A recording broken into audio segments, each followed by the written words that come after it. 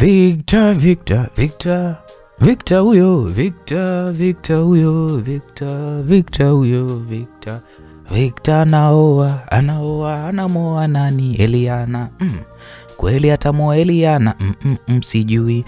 Bwana, karibu sana kwenye hii sehemu ya 10, mzigo mtamu wa kuitwa Sweet Love kutoka kwake mwandishi Said JR. Mimi naitwa Uncle J. Niko hapo kwenye mic kuhakikisha kwamba na kusimulia huu mzigo sehemu ya 10 mwanzo mpaka mwisho. Sasa ngoja nikukumbushe katika sehemu ya 9 pale tulipokuwa tumeishia. Tuliishia pale ambapo Victor akiwa na Eliana walikwenda nyumbani kwa mama yake na Hafsa. Sasa walipokwenda nini kilijiri? Tukumbuke mpaka leo Hafsa julikani ni wapi alipo. Mpaka leo hatujajua kama kutakuwa kuna ndoa kati ya Victor na Eliana. Lakini mpaka leo hatujajua ni nani alimteka Hafsa ama akajiteka mwenyewe. Yote kwa yote, karibu katika sehemu ya 10 tukapate kujua ukweli juu ya hii simulizi tamu ya kuitwa Sweet Love. Karibu mtu wangu, karibu sana. Hii ni Uncle J simulizi. Eliana pamoja na Victor walipofika sebleni walimkuta mama Hafsa maarufu kama mama mweusi ama kungwi. Alikuwa amekaa kwenye kochi la katikati akiwa ameshika album kubwa ya picha za familia. Macho ya mama Hafsa yalikuwa kibubujikwa na machozi taratibu. Picha aliyokuwa anaitazama kwa umakini ilikuwa ni picha ya Hafsa kipindi yuko mdogo. Alikuwa amevaa sare ya shule akitabasamu kwa furaha mbele ya kamera. Victor na Eliana waliposalimia, mama mweusi alinyanyua uso wake polepole akawaambia karibuni.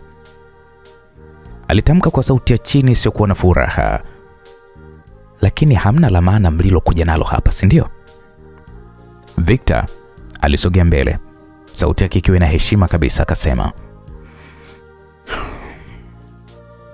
mama, tumekuja kujua kama kuna mtu yeyote wa karibu, rafiki, jirani au hata mfanyakazi aliyekuwa karibu na Hafsa siku ya mwisho kabla hajaweza kupotea. Hapo mama mweusi alijibu kwa mdomo tu bila hata ya kutikisa kichwa. Hafsa ni mtoto wangu, hana maadui. Alikuwa na marafiki wachache wa kawaida tu. Hakuwahi kuniambia kama ana tatizo na mtu yoyote mpaka siku hiyo alipokuwa na wewe.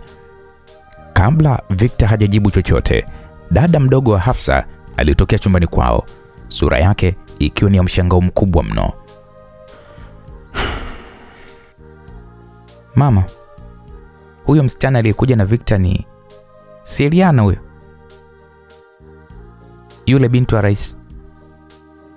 Mama mweusi kwanza aligeuka kwa haraka, macho yakimkodolea Eliana kwa hasira.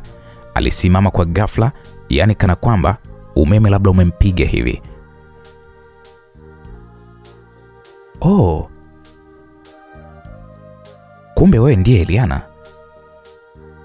Wewe ndiye binti wa kifalme anayevuruga maisha ya watoto wa kimaskini, si ndio? Eliana alinyamaza akimtazama mwanamke huyo kwa huruma kweli, lakini hakusema chochote. Mama mweusi aliendelea, sauti yake ikiwa ni ya vitisho. Sikiliza wewe binti wa kifahari. Nimekaa kimya siku nyingi, lakini leo sitakubali kukaa kimya. Kama wewe ndiye sababu ya mwanangu kupotea, na Mungu wangu aishie juu na kuambia mbele ya hao mashahidi, hutalala salama mpaka umpate mwanangu. Huyu Victor si mume wa mtu mmoja? Kwa miaka 2 alikuwa na binti yangu. Umempata wapi sasa ukaja kuharibu? Jamani, mama. Wewe Victor, nyamaza. Wewe ndiye ulituaminisha Hafsa ni mkeo mtarajiwa. Ukala vyetu, ukalala kwenye sakafu zetu, ukalamba pilau yetu ya siku ya kuzaliwa. Leo unakuja na huyu binti wa ikulu kana kwamba Hafsa alikuwa ni mtu tu wa kupitisha muda tu kwenye maisha yako, si ndio? Eliana aliyetulia kimya kwa muda huo wote alijikuta kifura kwa hasira na maumivu. Alisogea mbele, sauti yake ikiwa iko imara lakini yenye heshima.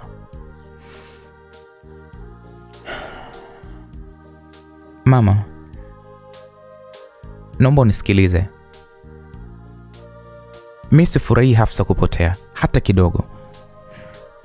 Lakini siwezi kuendelea kulaumiwa kwamba mimi ndiye nilikula kiapo na yeye. Victor amekuwa na Hafsa kwa miaka 2. Sawa. Lakini kwa nini hajamuoa? Kwa nini mpaka sasa hakuchukua hatua ya ndoa? Kwa sababu hatima yake haikuwa Hafsa, ni mimi. Hatima yake ni mimi.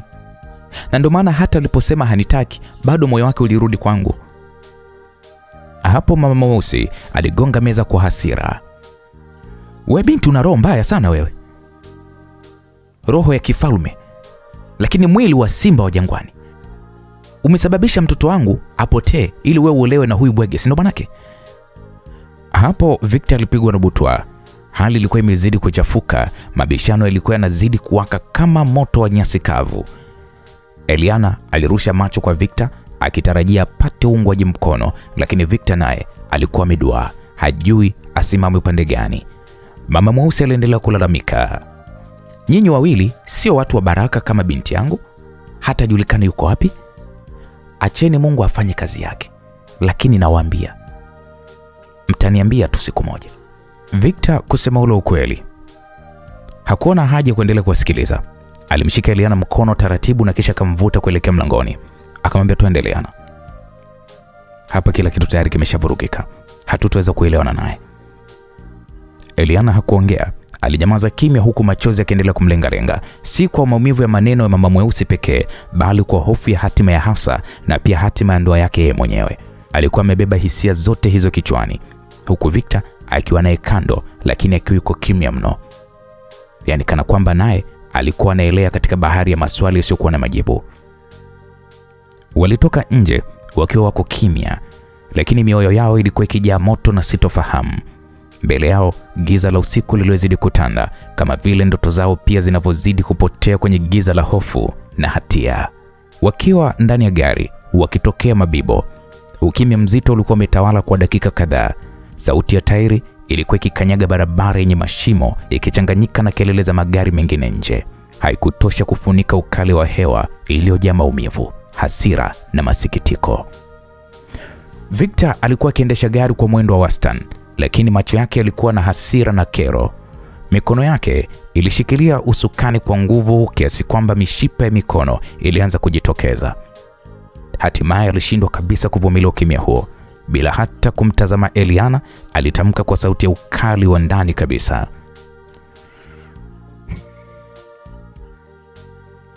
Eliana, haya uliyoyafanya pale nyumbani kwa Mama Hafsa hayakuwa sahihi hata kidogo. Unajua kabisa kwamba tupo kwenye uchunguzi mgumu mno, alafu badala kutuliza hali, wewe unazidisha moto kwa kujibizana na mzazi mwenye maumivu.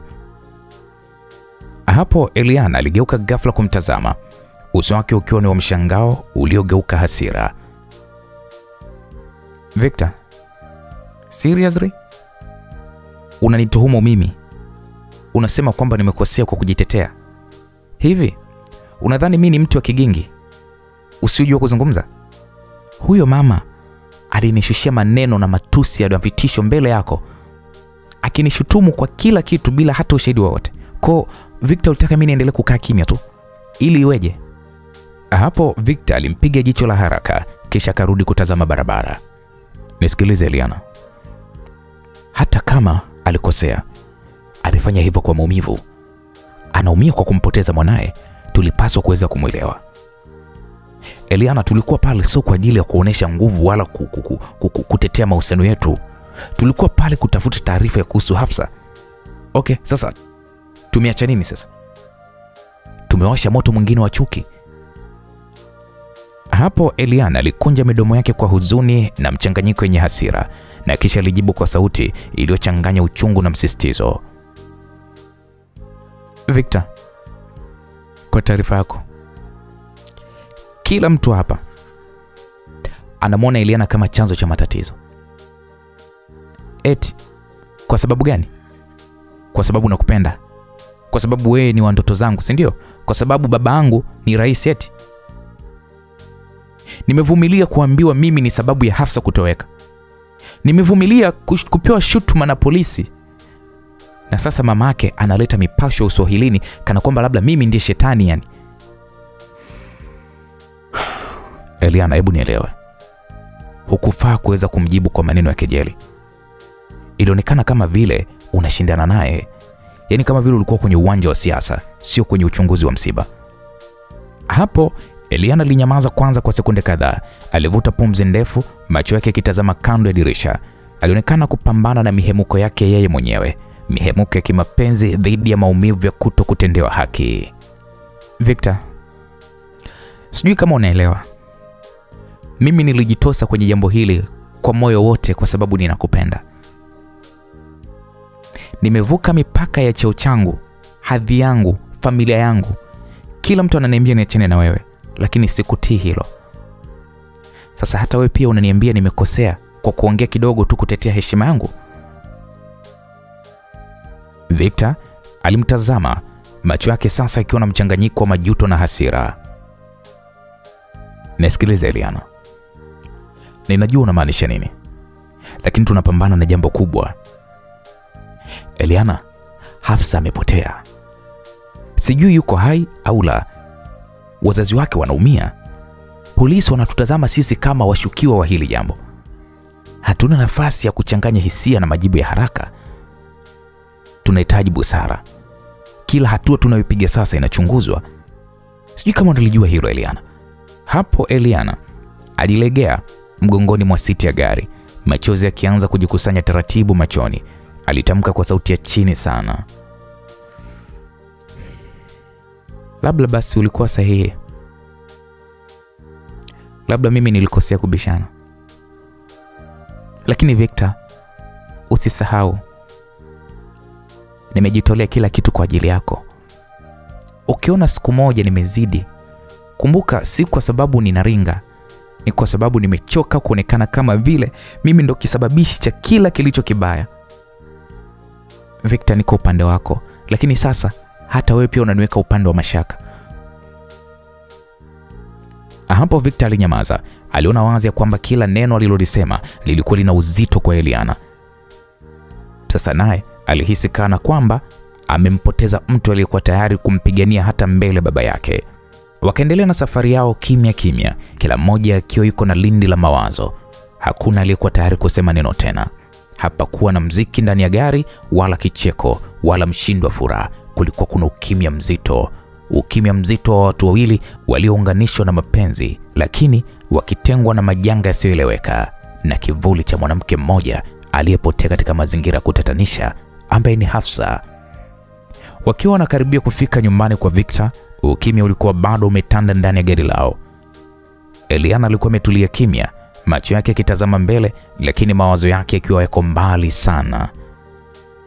Victor naye, licha ya kukasirishwa na tukio la awali kwa mama Hafsa, alikuwa anaonekana kushindwa kuelewa hisia zake mwenyewe juu ya Eliana, mwanamke ambaye kila mtu anaamini hapaswi kuwa naye, lakini moyo wake unaanza kupingana na akili.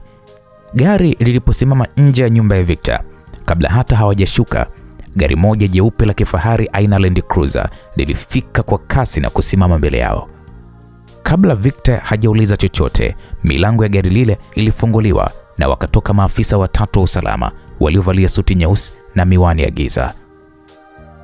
Waliweka wazi kabisa ya kuwa hawakuwa watu wa kawaida.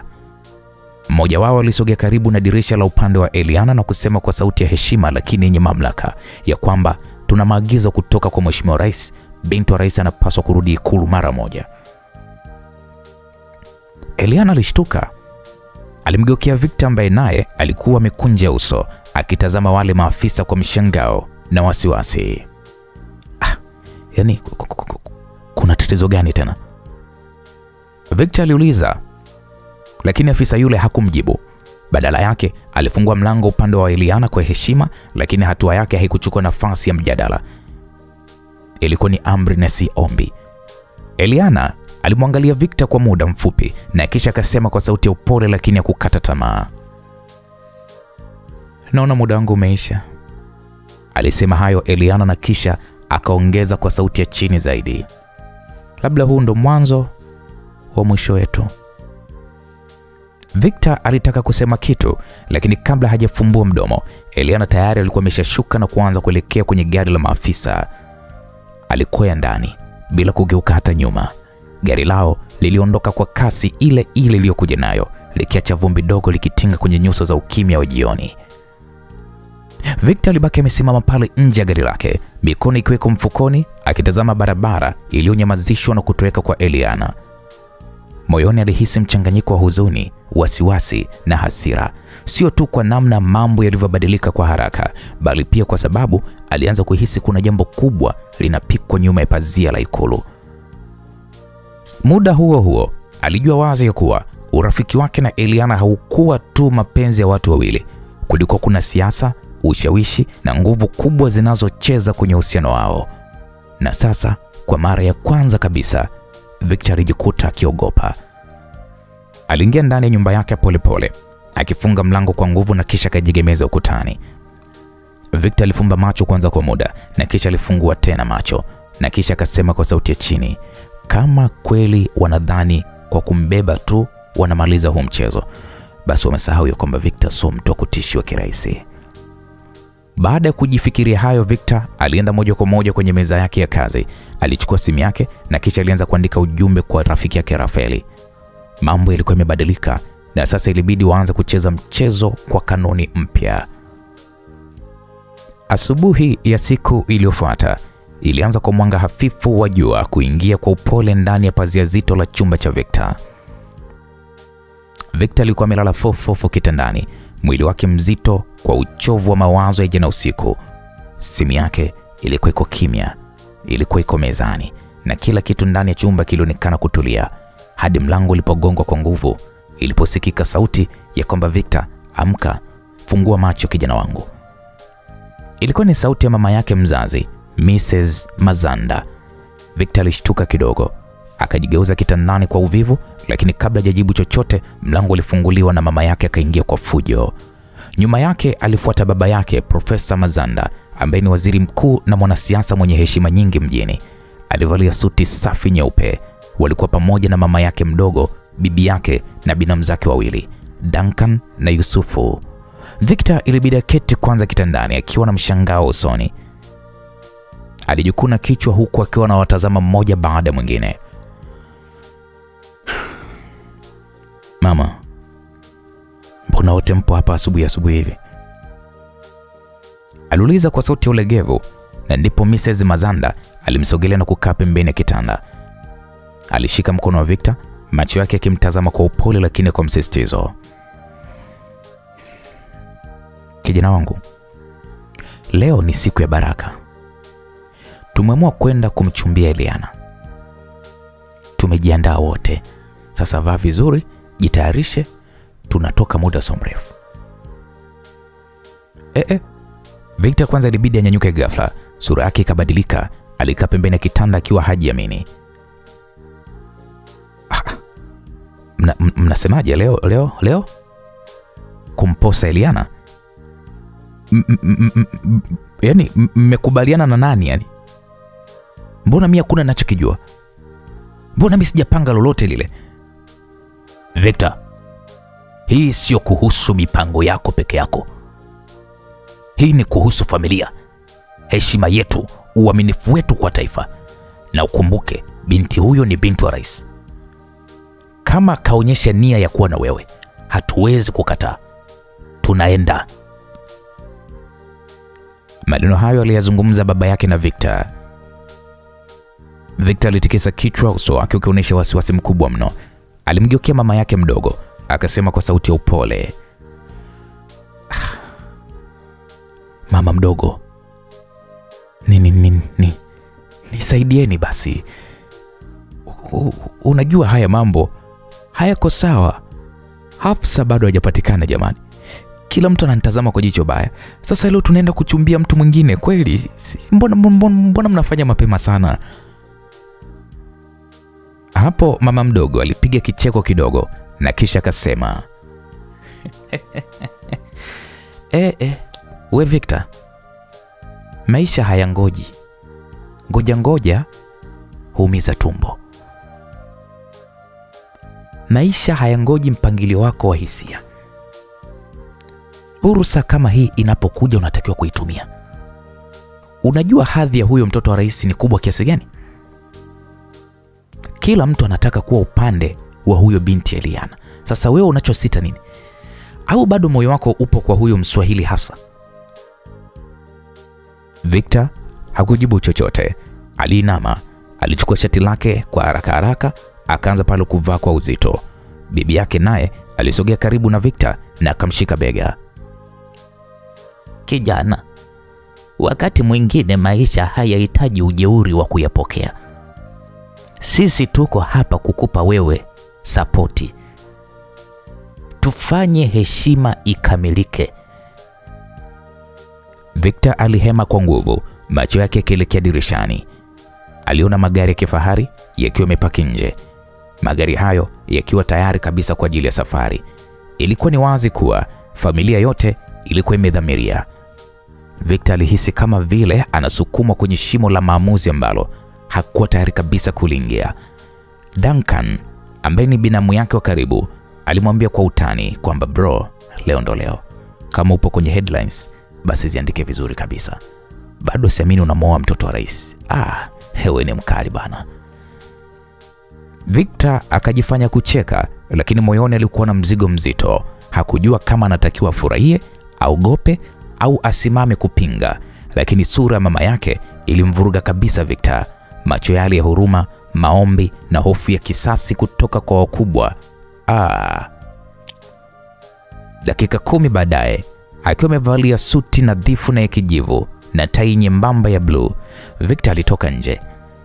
Familia nzima ilimpokea kwa vigelegele vya furaha. Wakaanza kupanda kwenye magari yao. Safari ni kuelekea ikulu rasmi kwenda kumposa binti wa rais, Eliana. Gari la mbele lilikuwa limepambwa kwa maua ya kahawia na kijani, ishara ya heshima na uhalali wa ujio wao. Barabarani walipita kimya kimya, lakini kwa msisimko ndani. Kila mmoja alijua fika ya kuwa hatua hii inaweza kubadilisha maisha ya Victor, kuwa bwana harusi wa binti wa rais wa nchi. Lakini mioyo ya wengi, hasa Victor, ilikuwa ina maswali mengi yaliyosalia bila majibu. Na kwenye mwendo huo wa magari kuelekea ikulu, kulikuwa kuna jambo moja. Maisha ya Victor yalikuwa yanabadilika kwa kasi kuliko vile alivyojiandaa kuyakabili. Magari yalisimama taratibu mbele ya lango kuu la ikulu. Askari waliovalia sare safi za heshima walikuwa tayari wamejipanga mstari kwa ustadi wa kijeshi. Mlango mkubwa wa chumba uliokuwa umefunguliwa kwa heshima ulitoa taswira ya namna familia ya Victor, ambayo pia ni familia ya waziri mkuu, iliyotazamwa kwa heshima ya hali ya juu. Victor aliposhuka wa kwanza, akafuatiwa na wazazi wake, mama yake, mdogo wake, bibi yake na binamu zake. Wenyeji wa ikulu waliwapokea kwa tabasamu na vigelegele vya furaha vya mialiko ya Kiswahili. Karibuni wageni wa heshima, karibuni familia ya mume. Walikaribishwa, walipelekwa moja kwa moja mpaka kwenye ukumbi maalum uliopambwa kwa mapambo ya kijadi na Kiswahili, mashada ya maua ya waridi na yasmini, vikapu vya ukili na meza kuu iliyofunikwa kwa vitambaa vya kitenge vyenye maandishi ya salamu. Karibuni familia ya Victor. Ukumbi ule haukuwa tu mahali pa kuketi, bali kulikuwa ni sehemu ya joto la mapokeo ya Kiswahili.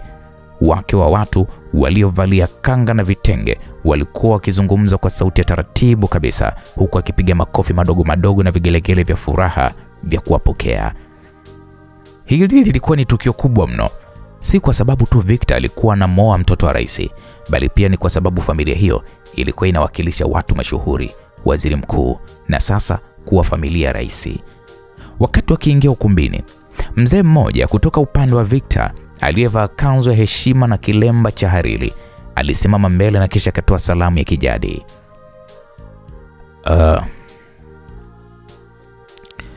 Tumekuja kwa amani.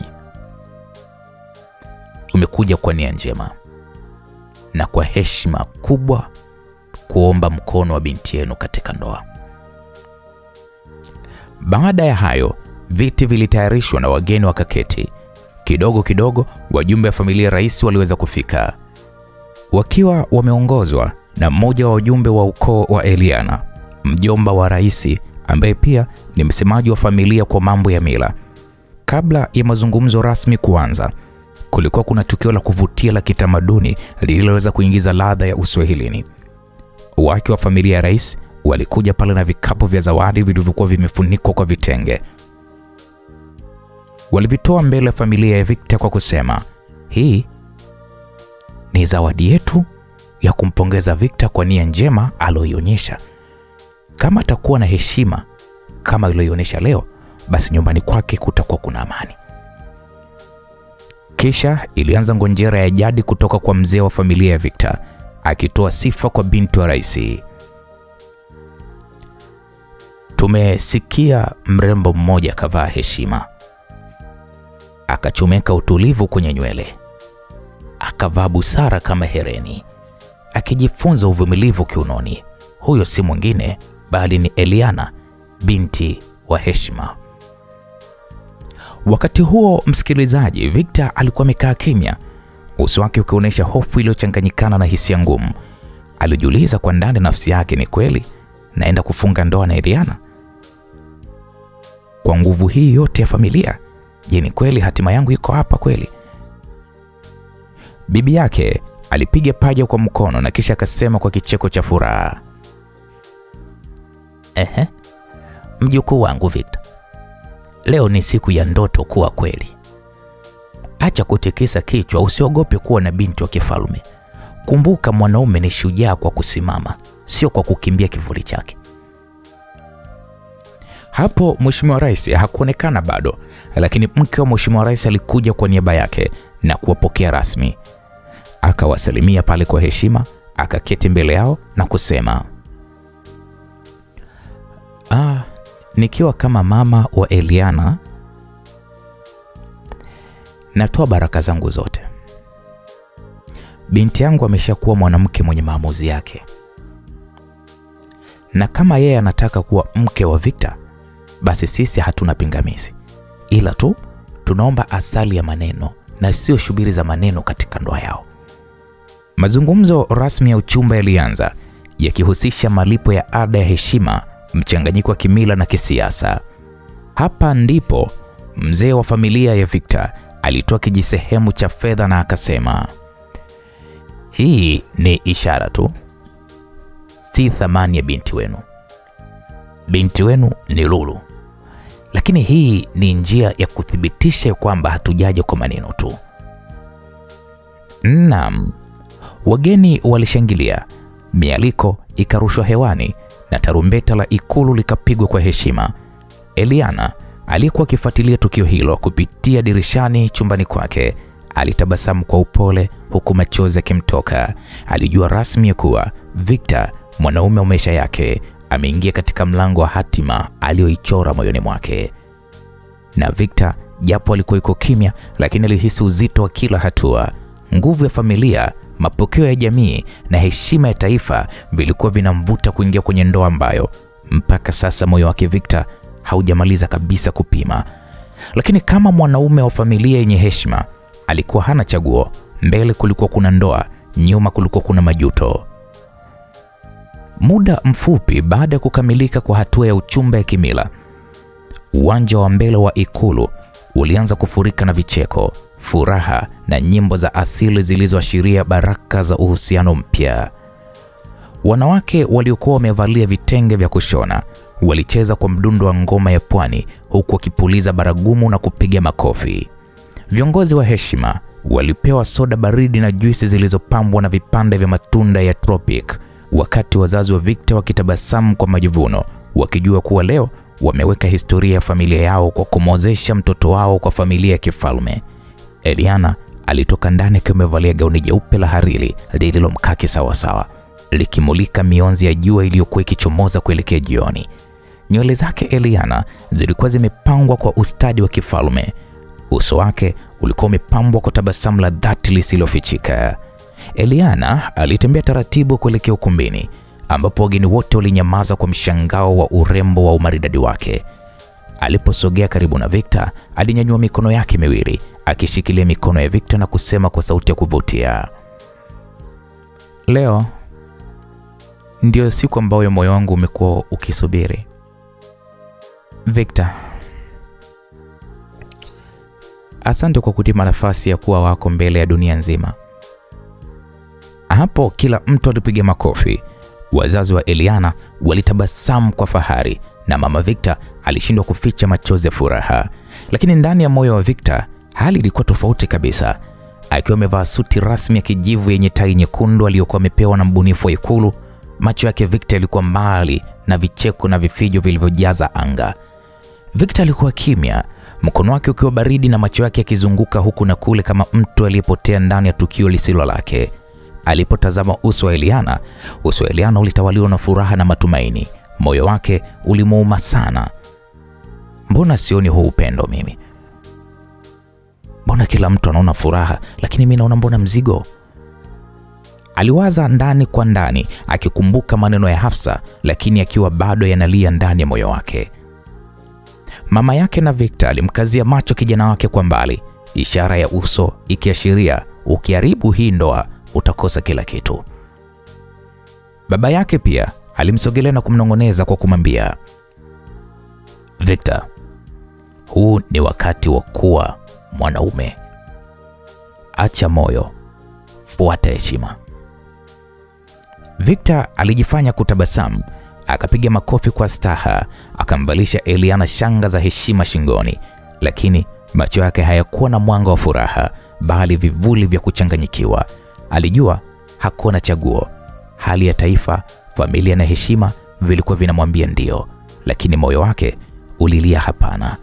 Wakati genge la wapiga picha lilipoanza kupiga picha za kumbukumbu, Victor alijikuta akisogezwa mbele na Eliana aliyekuwa amemshikilia mkono wake kwa nguvu, kama asiye tayari kumwachia kamwe. Unaambiwa kila picha ilipigwa kwa tabasamu la Eliana na uso wa Victor uliokosa shauku, lakini kwa nje kila kitu kilionekana ni ndoa ya karne. Baada ya muda, viongozi wa heshima walikaribishwa kwenye meza kuu ambapo chakula kilikuwa tayari.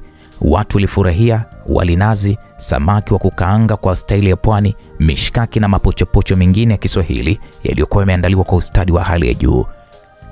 Eliana alipowekwa kwenye kiti cha heshima pembeni ya Victor, alishika mkono wake na kuubusu taratibu.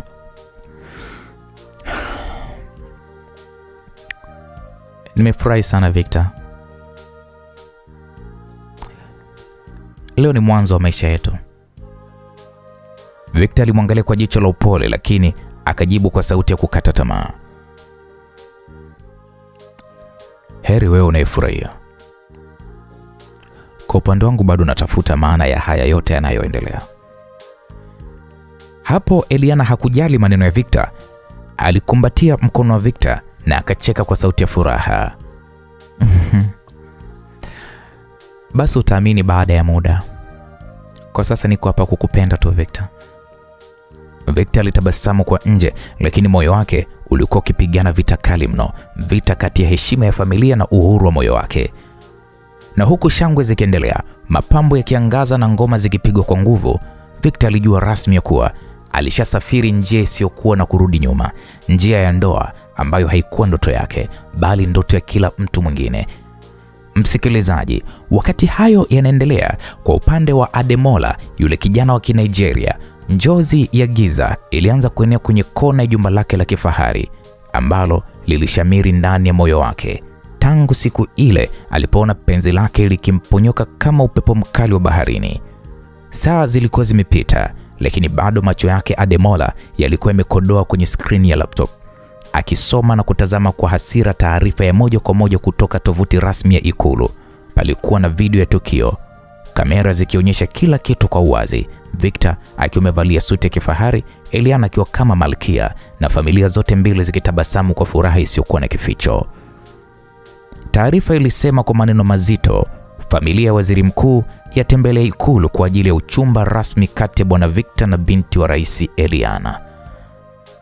Lo, kila neno lilikuwa ni kama mshale wa sumu kwa moyo wa Ademola. Aliposikia majina yao mawili, Victor na Eliana, yakiwa pamoja katika sentensi ya upendo na ndoa, ghafla Ademola kifua chake kikapanuka kwa hasira ya ajabu. Alisimama kwa ghafla, macho yake kitawaliwa na ukatili uliokuwa umefichwa kwa muda mrefu.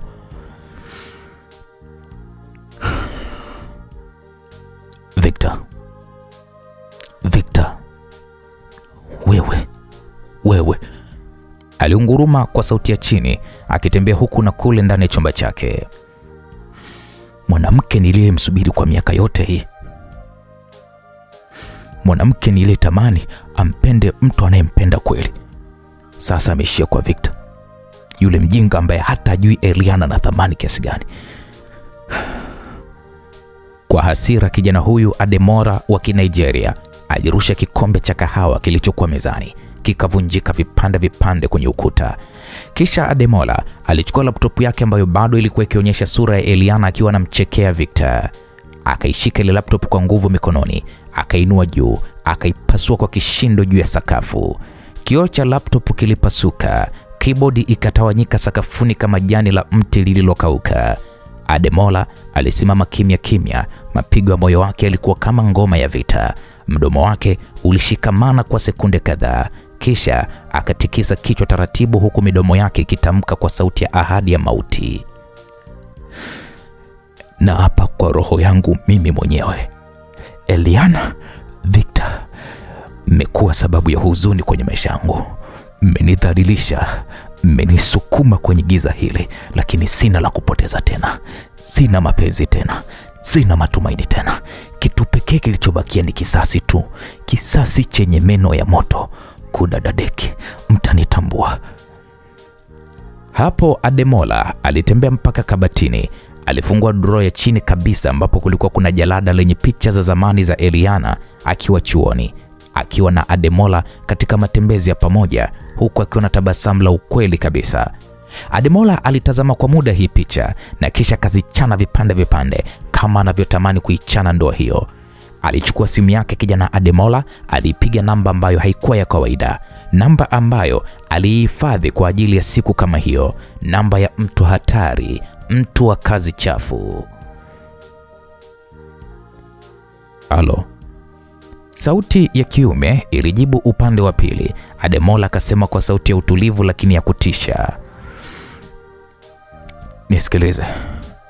Kuna kazi nataka nikupe. Nataka wanandoa fulani wasiwepo kwenye uso wa hii dunia kabla mwezi wao hujaisha. Bei kwangu sio tatizo. Nitakulipa kiasi chochote cha pesa, ila nataka hao wanandoa wapotee kwenye huu uso wa dunia. Sauti ile upande wa pili ilicheka kidogo na kisha ikasema,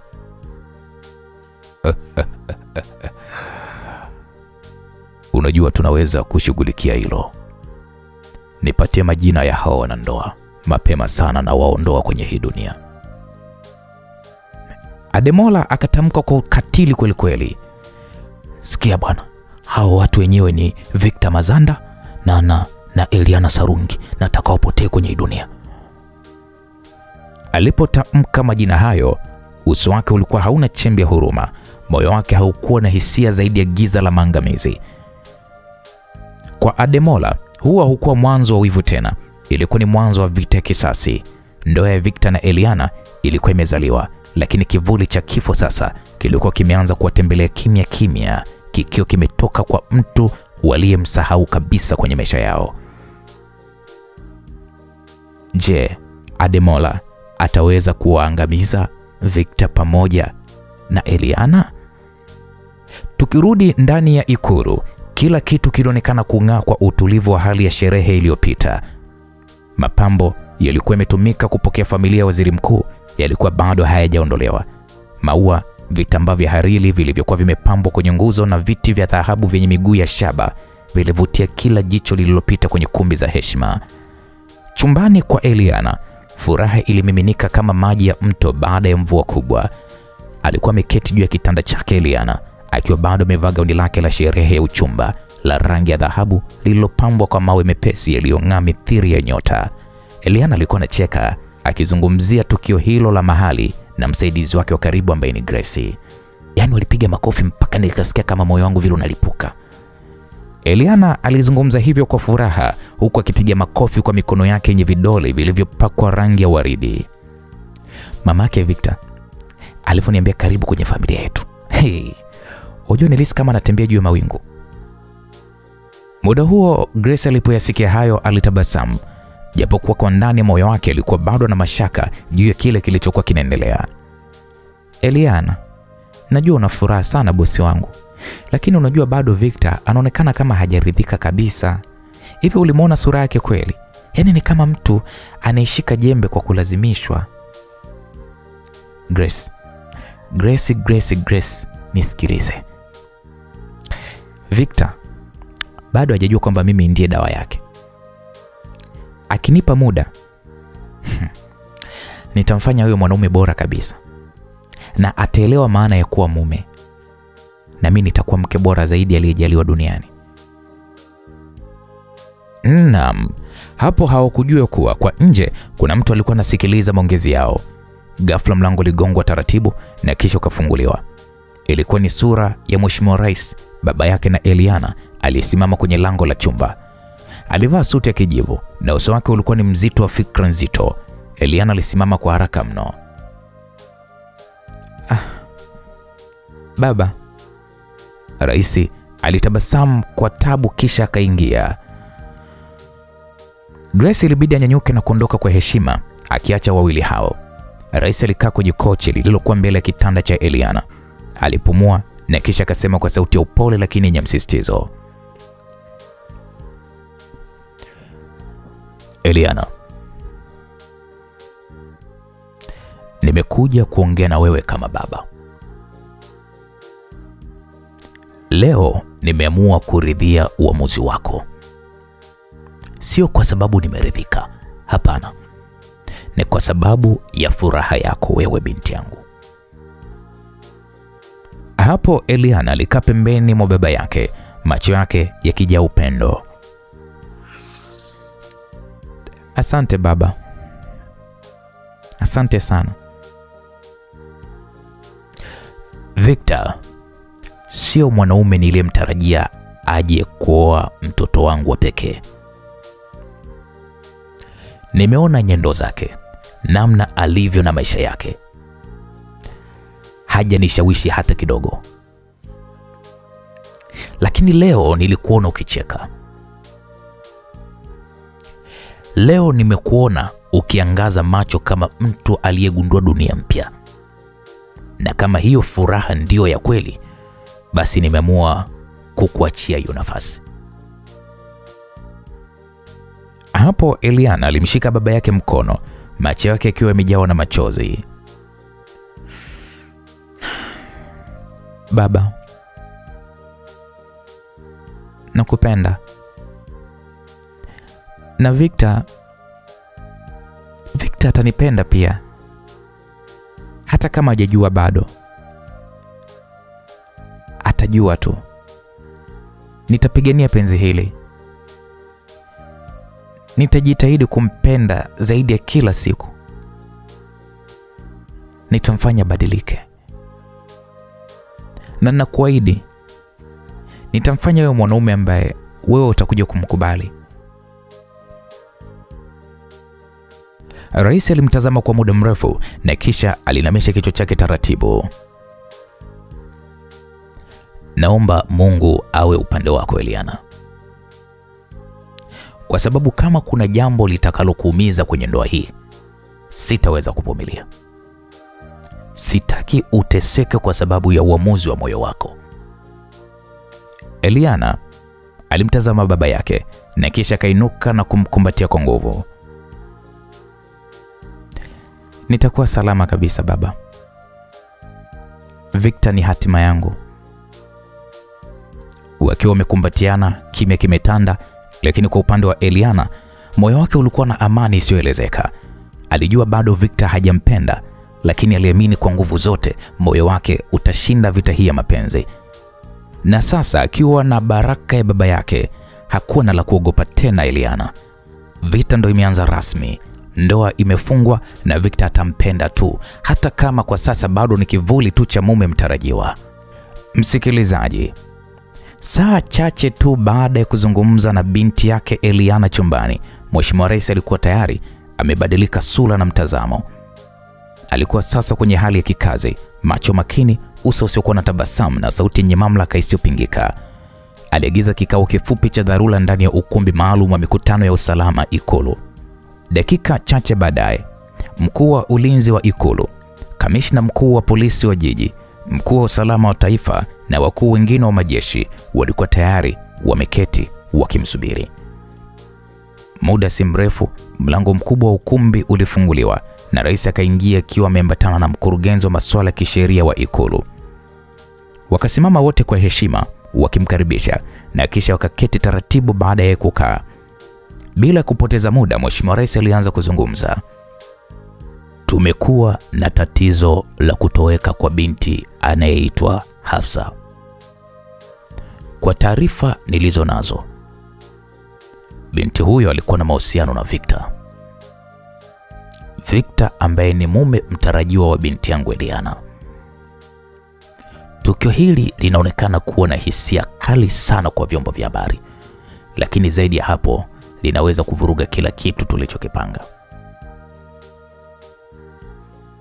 Hapo Mheshimiwa Rais alitulia kwa sekunde chache akitazama uso mmoja baada ya mwingine na kisha akaendelea kusema, sitaki jambo hili lifike mitandaoni. Sitaki jambo hili liwe gumzo. Sitaki kusikia waandishi wa habari wakilizungumzia. Sitaki picha zake kusambaa. Hili tukio libaki hapa katika hii meza. Hapo mkuu wa usalama wa taifa akasogea mbele kidogo na kisha akasema, Mheshimiwa Rais, taarifa za awali zinaonyesha kwamba binti huyo alionekana mara ya mwisho akiwa na Victor. Tumeanzisha uchunguzi wa kina, lakini bado hatujapata ushahidi kamili kama alitekwa, alikimbia au kuna kitu kibaya kilimtokea. Najua yote hayo, na ndio maana nasema tuchunguze kwa kina, lakini tuchunguze kwa siri. Tukio hili lisifike hata kwa mhariri mmoja wa gazeti lolote. Lazima tulinde heshima ya Ikulu. Hatutaki wapinzani wetu walitumbukize hili kama fimbo ya kisiasa. Lakini Mheshimiwa Rais, itakuwa kazi kubwa kulizuia hili kutokuvuja, kwa sababu tayari baadhi ya watu waliokuwepo hotelini siku ya tukio wamesema kuna dalili za tukio la kipekee. Tutaweka nguvu zetu kwenye kuwasiliana na vyombo vya habari kwa tahadhari ya juu sana. Lakini nisikilize, sitakubali. Lakini nimesema muweke mtu maalum kila chombo cha habari. Tumia maafisa wa habari wa serikali na idara ya usalama kuwasiliana nao. Wale wanaoonekana kutaka kuripoti hii habari watashughulikiwa kwa mujibu wa sheria. Tukiweka hii taarifa hadharani kabla ya ndoa ya Eliana, kila kitu kitaanguka. Sasa naombeni mtu wa teknolojia afuatilie kwa undani simu ya Hafsa, mahusiano yake, kila mtu aliyezungumza naye siku ya mwisho, na pia wekeni ulinzi wa karibu kwa Eliana. Sifurahishwi na hii hali. Kitu kimoja kikibadilika, ndoa hii haitoweza kufanyika. Mkuu, tutatekeleza agizo hilo mara moja Mheshimiwa Rais. Vizuri sana. Fuatilieni hilo swala kisayansi, kiintelijensia na kwa kiwango cha juu kabisa. Sitaki hasara yoyote. Nimepoteza mambo mengi sana kwenye siasa, lakini sio binti yangu. Naam, ukumbini hapo wote walinyamaza kwa heshima. Mheshimiwa Rais alipotoka ukumbini, walibaki wamekumbatia uzito wa agizo lake. Ulinzi sasa ukawa mara mbili ya kawaida. Hakuna aliyejua ukweli juu ya Hafsa mpaka leo. Je, ametoweka, amejificha au ametekwa, au ni njama kubwa dhidi ya Ikulu yenye mizizi isiyoonekana? Lakini jambo moja lilikuwa liko wazi. Rais hakutaka habari hiyo ifike kwa wananchi kabla ya ndoa kufungwa. Na tayari saa zilikuwa zinahesabika. Ndani ya saa chache baada ya kikao kizito cha usalama Ikulu, hali ilianza kubadilika. Maagizo ya Mheshimiwa Rais yalitekelezwa kwa kasi ya ajabu unaambiwa. Taarifa za mitandaoni kuhusu Hafsa zilizimwa kimya kimya. Akaunti zinazotajwa kujaribu kuandika kuhusu kutoweka kwa binti huyo zilifutwa kwa kufungiwa. Waandishi wa habari walionywa kwa njia ya moja kwa moja, lakini pia wapo walioonywa kwa njia zisizo za moja kwa moja. Waliojaribu kuendelea na ufuatiliaji walizuiliwa kwa uzito wa mamlaka. Katika giza la hali hiyo mpya, Victor alikuwa ameketi ofisini kwake jioni hiyo. Victor alikuwa akitafakari kila tukio kwa mpangilio. Kichwani mwake Victor kulikuwa kuna maswali lukuki kwamba je, Hafsa yuko hai? Na kama yuko hai, yuko wapi? Kama hakutekwa, kwa nini ajipeleke kwenye hatari kama hii? Na kama alitekwa, nani anaweza kuwa sababu ya kumchukua? Na kama ni njama, lengo ni nini? Kuvuruga ndoa yake? Kumbebesha lawama? Au ni kitu kingine kisichojulikana? Akiwa bado kwenye maswali hayo, simu yake Victor iliita. Alitazama. Ilikuwa ni namba rafiki yake kipenzi Rafaeli. Kwa haraka ilibidi aipokee. Bana, rafiki yangu. Rafaeli alianza kwa kuzungumza sauti ya chini. Bana, kuna kitu nataka nikwambie. Usiku wa jana kuna mtu amenitumia ujumbe mfupi kwenye simu ya ofisi. Ujumbe haukuandikwa jina, lakini ulikuwa na picha ya Hafsa akiwa sehemu kama ya hifadhi ya misitu hivi. Yaani kama yuko porini hivi. Ni kivuli tu, sura haionekani vizuri, lakini mkufu alikuwa ameuvaa ni wa Hafsa kabisa. Na ujumbe unasema, usiingilie, hii ni vita ya kimya kimya. Hapo Victor alishikwa na mshtuko. Rafa, hilo jambo umeliona lini? Usiku wa manane nilikurupuka kutoka usingizini. Nilijua kabisa kwamba hii haina mzaha. Nikajaribu kutuma ujumbe kurudi kwenye hiyo namba, lakini simu haiko hewani. Kwa nimeamua kutokuifuta picha hiyo mpaka tuwe na uhakika. Rafaeli alimjibu hivyo Victor. Victor alishika paji la uso wake, alivuta pumzi ndefu na kisha akasema, kama mtu huyu anaweza kufika hadi kwako na kukutumia ujumbe, hii sio vita ndogo Rafaeli. Hawa ni watu waliopanga hii issue kwa kina mno. Na kama wamesema vita ni ya kimya kimya, basi lazima kuna jambo wanatafuta. Naam, msikilizaji, wakati huo upande wa pili wa jiji, Eliana alionekana ameketi chumbani kwake akiwa na shangaa ni kwa nini baba yake alikuwa kimya tangu asubuhi. Hakuwa ameenda kazini wala kuzungumza naye hata neno moja. Grace aliingia na kikombe cha chai mkononi. Bosi, unaonekana umekata tamaa. Eliana alitabasamu kwa mbali na kisha akasema, hamna Grace. Sio kwamba nimekata tamaa. Ila kuna kitu ndani yangu kinaniambia kwamba hii ndoa itakumbwa na vikwazo vingi mno. Grace aliketi pembeni ya Eliana.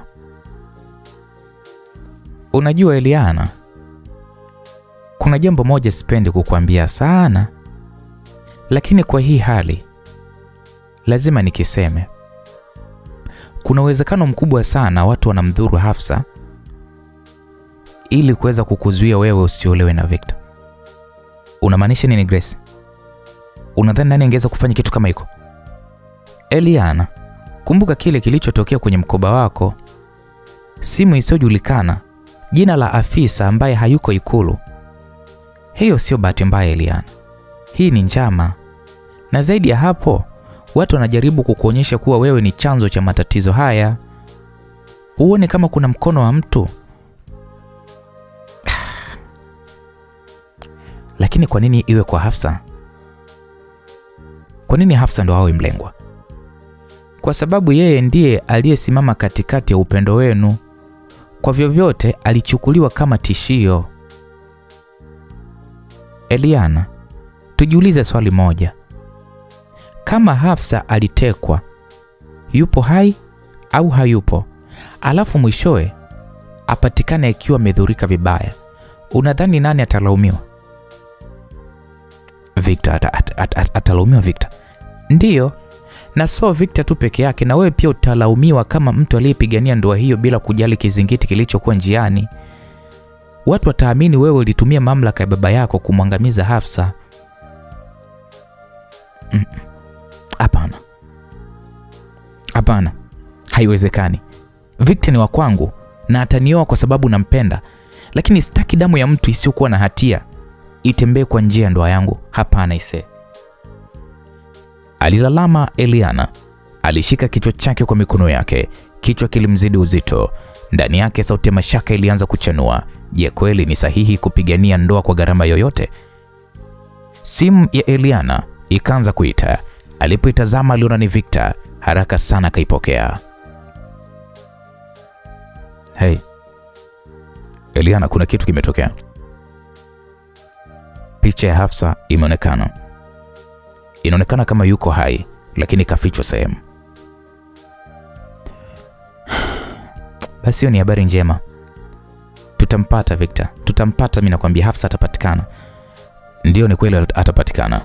Lakini nakuomba usiendelee kujihusisha moja kwa moja. Watu wataanza kukushuku.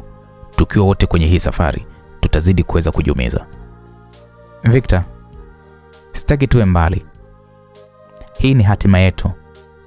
Hatima zenye giza kubwa mno. Huhitaji mwangaza kabla ya ndoa. Tuombe tu huu mwangaza upatikane. Msikilizaji, usiku huo huo, taarifa ile ya picha ya Hafsa ilifika mezani mwa Inspekta Sadiki. Alipotazama kwa makini, aliona zaidi ya kile kilichopo kwenye picha. Aliona kivuli cha njama pana, kivuli kinachogusa heshima ya taifa, familia ya rais, heshima ya Ikulu na pengine maisha ya wasiokuwa na hatia. Aliinuka kwenye kiti chake na kisha aliongea kwa sauti ya chini kwa msaidizi wake. Kuna mtu anaandika hadithi hapa. Na hii hadithi haitomalizika bila damu kumwagika. Kama hatutafanya haraka, damu itamwagika. Usiku mzito ulipoingia, kimya cha ajabu kilitawala hewani. Joto la Dar es Salaam lilikuwa limepungua kidogo kwa sababu ya upepo wa bahari. Upepo wa bahari uliokuwa ukivuma kwa kasi ya wastani. Victor akiwa ndani ya gari lake, macho yake yalikuwa yakichungulia simu yake kila baada ya sekunde chache, akifuatilia alama ya mwisho ya ile namba isiyojulikana ambayo ilikuwa imetumika kutuma picha ya Hafsa. Hafsa, uko wapi? Alijisemea Victor huku akiwa amekaza meno. Hisia za hasira, hofu na shauku ya kupata majibu zikichoma moyo kwa wakati mmoja.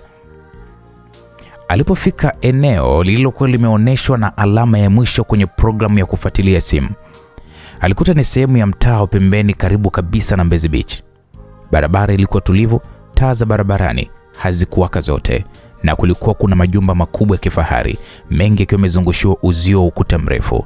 Alishusha dirisha la gari lake taratibu, akapumua kwa nguvu na kisha akatoka kwa tahadhari. Victor, moyo wake ulipiga kwa nguvu. Alitembea polepole akiangalia kila upande, akipapasa mlango wa geti lililoonekana kuwa la nyumba ambayo program ilionyesha kuwa ndio mwisho wa alama ya simu hiyo. Alipojaribu kushika kitufe cha mlango wa geti, hakukuwa na mwitikio. Alijaribu kupiga honi, kimya. Ndipo ghafla mlango wa pembeni wa jumba hilo ulifunguliwa. Wote wawili, yeye na mtu aliyefungua mlango huo, walishangaa kuonana uso kwa uso. Hakuwa mwingine bali ni Inspekta Sadiki. Alikuwa amevaa koti lake la suti ya kijivu lenye alama ndogo ya polisi upande wa bega, na uso wake ulikuwa umejaa mashaka. Victor, unafanya nini hapo? Inspekta aliuliza kwa mshangao. Victor naye alishtuka, lakini haraka akajikakamua kusema, naweza kukuuliza swali hilo hilo pia Inspekta. Wewe unafanya nini hapa?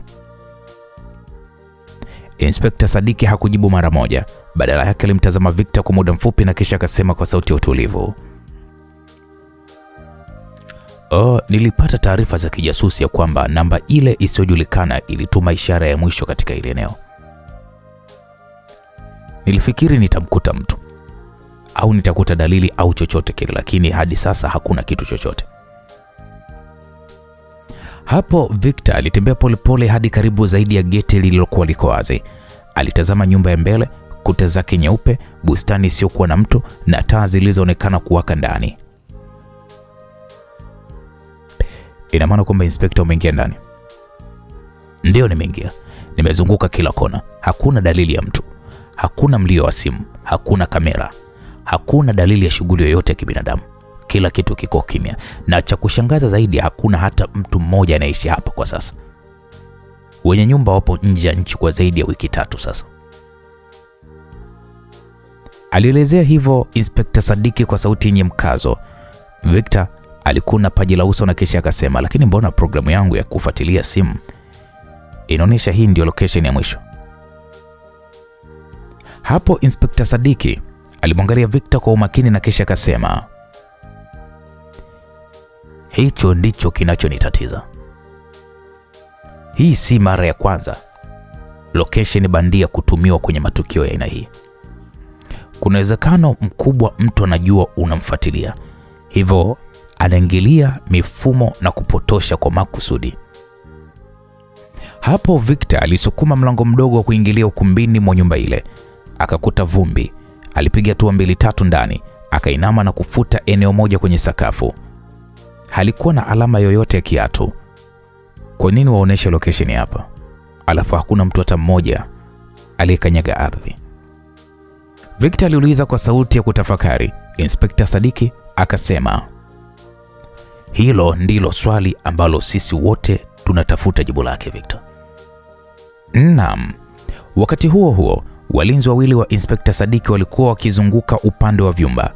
Mmoja wao akarudi akiwa na uso kuchanganyikiwa.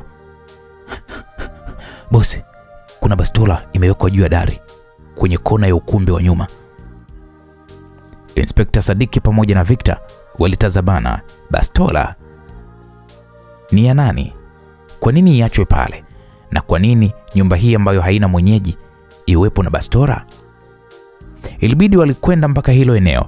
Wakakuta bastola imefungwa ndani ya kitambaa cheupe na pembeni yake kulikuwa kuna karatasi yenye maandishi ya mkono. Maandishi yaliyosomeka, mwisho ni mwanzo wa mwanzo mwingine. Victor alikamata ile karatasi, alisoma kwa mara ya pili.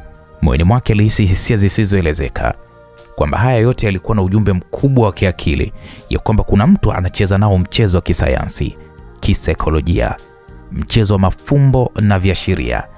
Sadiki alikamata bastola ile, akaangalia namba ya usajili na kisha akamwangalia Victor. Victor, tunaingia kwenye mchezo ambao hatuwezi kuona uso wa adui. Ni kama tunapigana na kivuli. Inspekta Sadiki alisema hayo kwa uzito. Victor akajibu kwa kusema, na adui huyu ni wa aina ya kipekee. Hachezi kwa hasira, bali anacheza kwa hesabu. Hafsa, naamini kwamba bado yuko hai.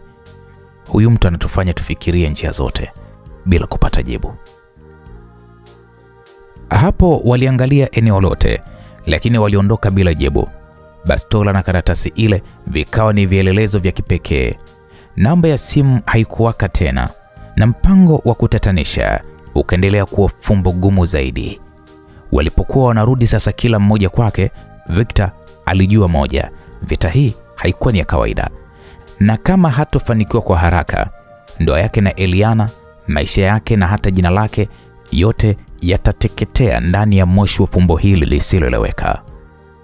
Siku iliyofuata majira ya mchana, Victor akiwa ofisini kwake pale Ikulu, uso wake ulikuwa umechoka, lakini akili yake ilikuwa ina mzunguko wa mawazo yasiyoisha. Fikra zake hazikupishana sana na matukio ya siku zilizopita: kupotea kwa Hafsa, bastola kwenye dari ya nyumba ya wageni, ujumbe wenye mafumbo, kukamatwa na polisi akiwa na Eliana, mivutano na mama Hafsa, na sasa ndoa inayoelekea kufungwa kati yake na binti wa rais wa taifa. Victor alijikuta akiwa kwenye mkanganyiko mkubwa mno wa kiakili na kihisia. Kabla hata hajamaliza kurasa 5 za waraka aliyokuwa na usoma, mlango wa ofisi yake ulifunguliwa ghafla. Harufu ya manukato ya bei ghali ikatanda angani, harufu ambayo mara moja aliitambua kuwa ni Eliana. Alipoangalia juu, alishikwa na butwaa kwa sekunde kadhaa. Eliana aliingia kwa hatua nyepesi, akiwa amevalia gauni la ofisi la rangi ya dhambalau iliyokolea. Lilimkaa mwilini kama lilishonwa kwa ncha ya sindano. Nywele zake zilikuwa zimefumwa vizuri kwa mtindo wa kifalme.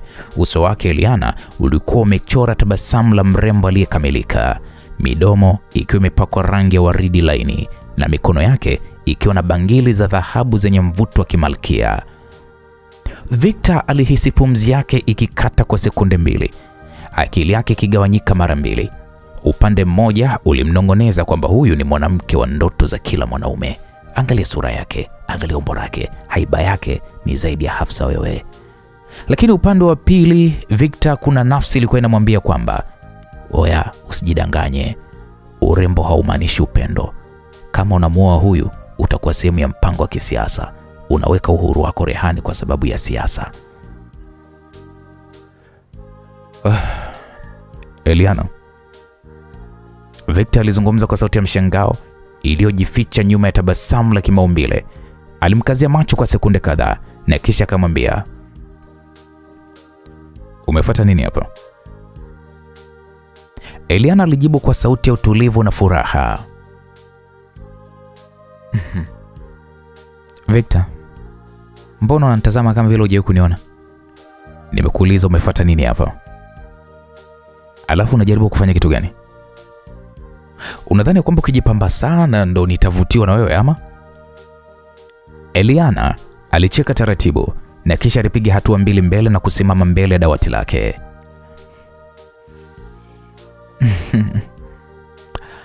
Kama umeuliza swali hilo, tafsiri yake umegundua mimi ni mzuri kiasi gani eh? Na nikuibie siri tu, huu ni uzuri wa nje. Sasa fikiria ndani nipoje. Ukipata majibu utaniambia sasa, my future husband. Sina muda wa kufikiria uzuri wako wa ndani upoje, kwa sababu hujawahi na hutowahi kuwa ndani ya moyo wangu. Victor, hayo ni maneno tu, hata kwenye kanga yapo. Kwa hiyo wala hayanitishi mume wangu mtarajiwa. Sikiliza wewe, nina kazi nyingi sana za umuhimu za kufanya hapa.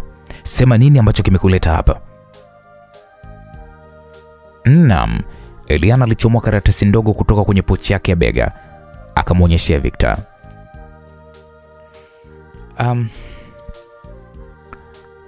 Baba alinituma nije nikuchukue. Anakuhitaji ofisini kwake.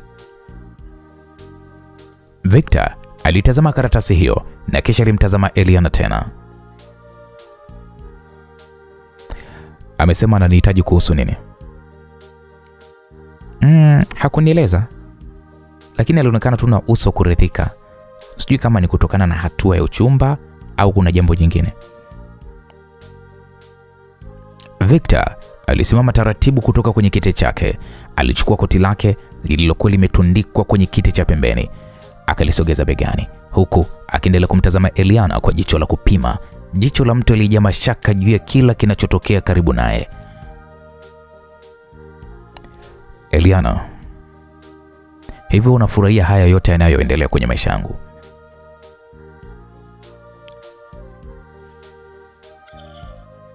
Victor, nilishasema kuolewa na wewe ni sehemu ya ndoto yangu. Kama ni hatima, basi hatima yangu iko mikononi mwako. Siwezi kulazimisha mapenzi, lakini siwezi pia kuacha kupigania ninachokiamini. Ina maana wewe huoni kama hii ndoa ni mpango wa kisiasa? Eliana alisogea karibu kidogo na Victor na kisha akamwambia kwa upole, siwezi kuzuia dunia ionekane inataka kutufunga, lakini moyo wangu haujatumwa na siasa. Victor, huo ni moyo wangu na umekuwa upande wako siku nyingi tu kabla hata tujaambiwa tuoane. Victor alijikuta akitazama chini. Akili yake ilikuwa imechanganyikiwa. Alitamani kusema maneno ya kumkatisha tamaa, lakini alihisi kama alikuwa anazama kwenye dimbwi ambalo hakuweza kujinasua kirahisi. Alimkata jicho Eliana na kisha akamwambia, okay, tunaweza tukaenda sasa kwa huyo babako. Walitoka nje ofisi hiyo pamoja, Eliana akiwa na tabasamu la furaha, Victor akiwa na uso usioelezeka, mchanganyiko wa huzuni, mashaka na kivuli cha msukumo usiokuwa na hiari. Alijua kila hatua anayoipiga sasa inamkaribia kwenye ndoa ambayo yeye mwenyewe bado hajathibitisha moyoni kama anaamini hilo au haamini. Lakini kwa Eliana, kila hatua ilikuwa ni kama barabara ya kuelekea paradiso.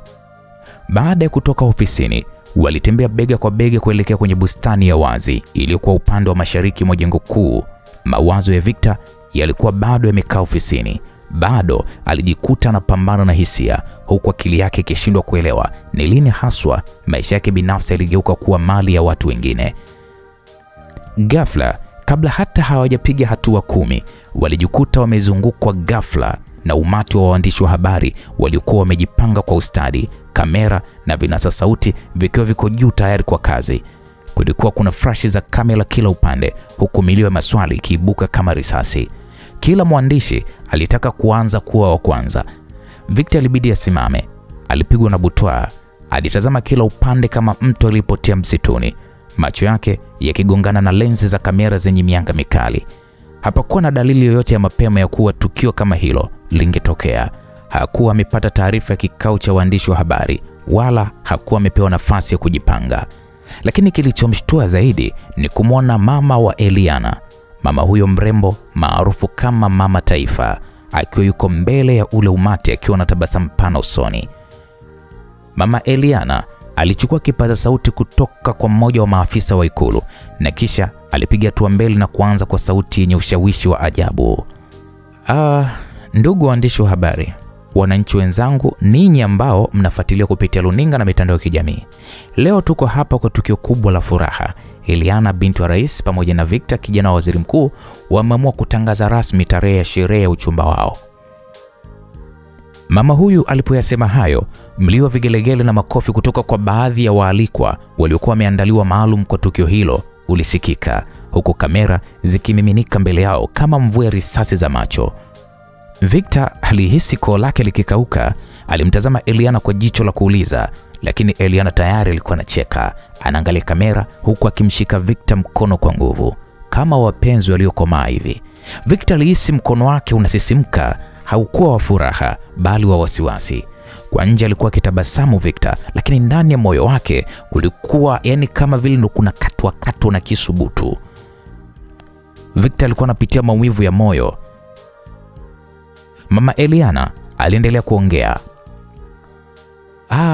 Ndugu zangu, napenda kuwatangazia rasmi ya kwamba tarehe ya hiyo sherehe itakuwa ni siku ya Ijumaa wiki ijayo, na tumeamua kwamba tukio hilo litarushwa live kote nchini kupitia televisheni zote za kitaifa ili kila mwananchi aweze kushiriki furaha kubwa ya familia mbili mashuhuri zilizoweza kuungana. Victor alimeza mate kwa shida. Hakuwa hata ameshauriwa kuhusu tarehe, hakuwa ametoa ridhaa. Hata hiyo furaha iliyotajwa yeye hakuiona. Kila neno lililotamkwa ilikuwa ni kama kisu kinachomchoma taratibu moyoni mwake. Baada ya Mama Eliana kumaliza kuzungumza, kamera nyingi zikamgeukia Victor. Victor, unasemaje kuhusu uchumba huu? Mwandishi wa habari aliuliza swali hilo. Victor alijitutumua, hakuwa na pa kukimbilia. Alijua kama akisema chochote kinyume na kauli ya Mama Eliana itakuwa ni fedheha kubwa mno kwa taifa, si tu kwa Eliana bali hata kwa ikulu nzima. Alijivuta akatabasamu kwa nguvu, ila tabasamu la unafiki. Nahisi ni furaha kuwa na Eliana maishani mwangu. Eliana ni mwanamke jasiri, mwenye maono na mwenye huruma pia. Nimefurahi kuwa sehemu ya tukio hili. Nimefurahi.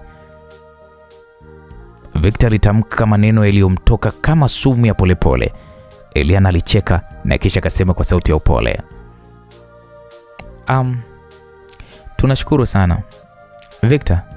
Watu wanahitaji kuona mapenzi yenye nguvu na matumaini, na ndoa yetu itakuwa ni mfano wa hilo. Kabla hawajaondoka, Victor alisogezwa mbele na mama yake Eliana, akapigwa picha za pamoja na Eliana, picha zilizojaa tabasamu la kulazimisha, mapozi ya kifamilia na maneno ya matamanio ya uongo. Wakati tukio hilo linamalizika na waandishi wa habari wakianza kuondoka, Victor alijisikia kama mfungwa aliyefungwa pingu za dhahabu zinazong'aa kwa nje lakini zinavyotafuna uhuru wake kwa ndani. Alimkazia macho Eliana ambaye alikuwa akizungumza na mwandishi mmoja wa habari. Nauliza tena, hivi ni mapenzi kweli haya ama au mtego wa kifalme unaojificha kwenye tabasamu zuri? Victor alijisemea kimoyomoyo, lakini alikosa jibu. Safari ya ndoa yao ilikuwa sasa imeanza kuonyeshwa dunia nzima. Lakini kwa Victor, hiyo ilikuwa ni safari ya kuelekea mahali pasipoeleweka, mahali ambapo moyo wake haukuwa tayari na ambapo kila hatua ilionekana kuwa kama kulazimishwa kuliko kuchaguliwa. Victor alirudi ofisini kwake akiwa na uso wa kukunjamana. Alipiga hatua nzito huku sauti ya vitu vyake ikilia kwenye sakafu ya marumaru ya ikulu kama densi ya hasira. Alifunga mlango kwa nguvu na kisha alijitupa kwenye kiti chake. Mikono yake miwili ilishika kichwa chake, moyo wake ukidunda kwa hasira na msongamano wa fikra. Kwa nini anafanya hivi? Kila siku mipango yake tu, sijui maamuzi ya kifamilia, leo tena mbele za kamera. Maisha gani haya? Victor alijilalamikia mwenyewe huku akivuta pumzi ndefu ya kujaribu kutuliza msisimko uliokuwa unamtafuna. Hakukaa hata dakika 5, mlango ulibishwa. Bila hata kusubiri mwaliko, Eliana aliingia. Alikuwa ni mrembo kuliko kawaida. Alikuwa amevaa gauni la blue lililokolea, lililoendana kabisa na midomo yake iliyojaa tabasamu la kupendeza. Alikaribia meza ya Victor kwa hatua nyepesi, macho yake yakimulika furaha isiyofichika. Hani, sijui kama ulikasirika au, lakini umependeza sana hata kama ukiwa uko na hasira. Eliana aliongea kwa sauti laini akimtazama Victor kwa mapenzi. Victor hakumjibu. Badala yake alisimama kwa ghafla, alimkazia macho kwa mchanganyiko wa hasira, hisia na kuchanganyikiwa. Alimkaribia Eliana kwa hatua 3 nzito na kisha akasimama mbele yake akiwa na pumzi nzito. Eliana, ulijua kabisa kwamba mimi sikuwa na taarifa na ule ujio wa waandishi wa habari. Ukajipangia kila kitu bila kuniambia. Hili ni jambo la ndoa. Ndoa ambayo hata sijui kama ni ya mapenzi au ni mtego tu wa siasa. Halafu unaniingiza kwa nguvu kama mtu asiyekuwa na sauti kweli. Kweli Eliana, wewe kunifanyia mimi hivi? Eliana alinyamaza. Alimtazama kwa utulivu Victor, lakini bado akiwa na tabasamu. Tabasamu hilo lilimchoma Victor kama kisu. Alinyosha mkono wake wa kulia kana kwamba anataka kulipua hasira yake kwa ukuta, lakini alisimama katikati. Pigo hilo halikutokea. Badala yake, kwa mshangao wake yeye mwenyewe, alijikuta akimshika Eliana kiunoni. Mikono yake ilimvuta karibu zaidi. Miili yao iligusana kwa joto la kihisia. Eliana hakuonesha hofu yoyote. Badala yake alifumba macho na kutabasamu zaidi. Unacheza na akili yangu Eliana. Sijui unaniwekea nini wewe mwanamke. Kuna muda najikuta sikupende, alafu kuna muda najikuta nakupenda. Mimi mwenyewe sijielewi. Victor aliyasema hayo kwa sauti ya kunong'ona karibu kabisa na shingo ya Eliana, bila kukusudia na bila mantiki ya kihisia iliyokuwa inaeleweka kwake. Midomo yao si ikakutana.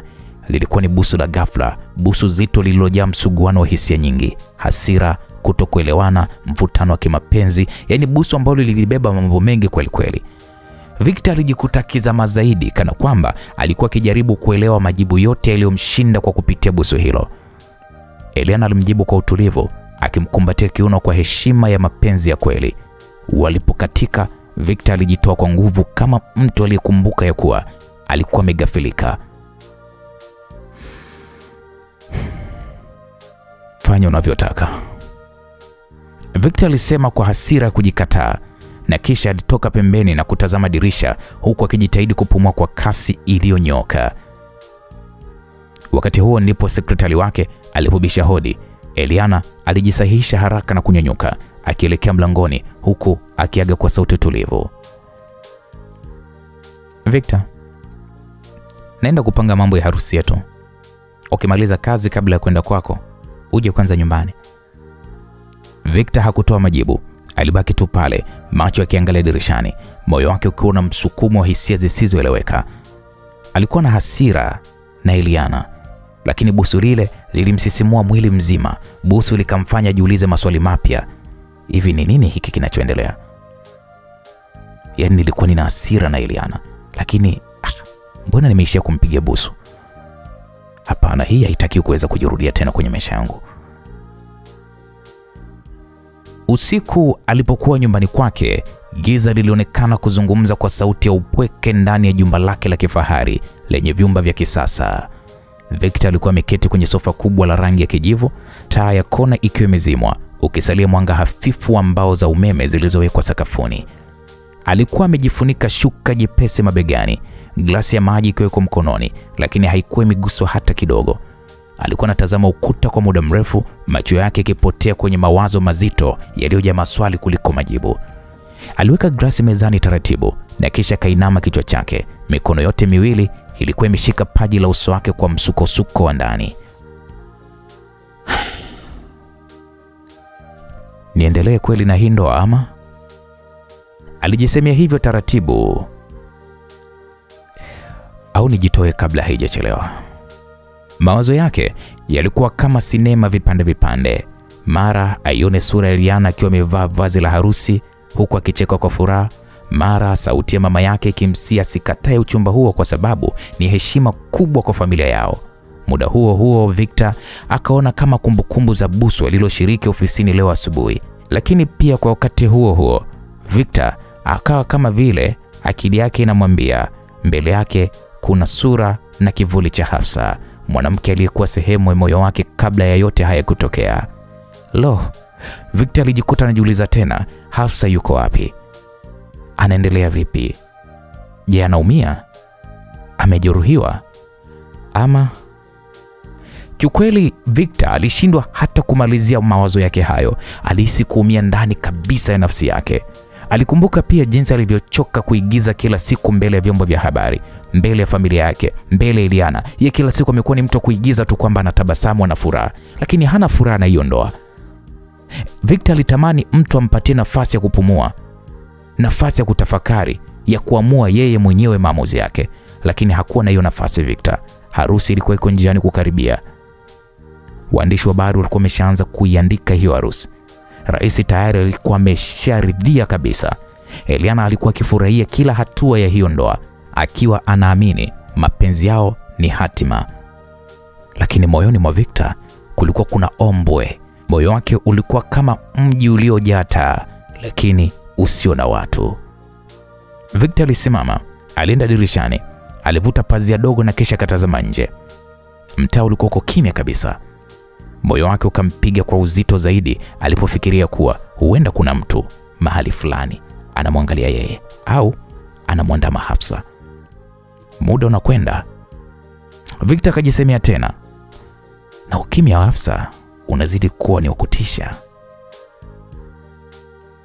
Alihisi kama akili yake inaanza kusambaratika hivi. Kila tukio, kila kauli, kila kumbukumbu vilikuwa kama vipande vya puzzle vilivyokuwa vikigoma kuungana.